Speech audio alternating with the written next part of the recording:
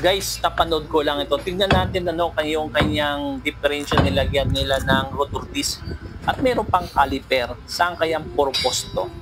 Pero para sa akin, opinion ko lang dito kung bakit nila nilalagyan ito ng rotor disc at caliper. Siguro itong sasakyan ito mahilig o madalas umakyat sa bundok, matataas o matarik. So kapag meron ka pong brake nito, mas matatag siguro ang pagpreno nito, no? Pero sa opinion ko lang, hindi naman siguro pwede itong tatawagin natin ng foot brake. Pero pwede din kung sa bagay na i-convert naman to eh.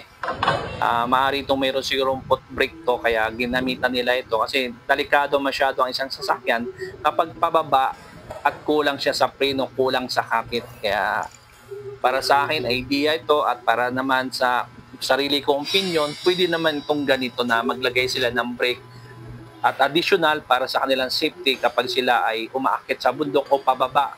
Kasi minsan alam natin ang preno ay umiinit, humihina, lalo na kapag pababa. At ito ay mas napipigilan niya ang transmission, napipigilan niya ang differential, ang kanyang likod na hindi umikot. Yun lamang po sa sarili kong opinion. Kayo po ba? Meron ba kayong sariling opinion? Share naman. Comment po kayo dyan sa below at maraming salamat.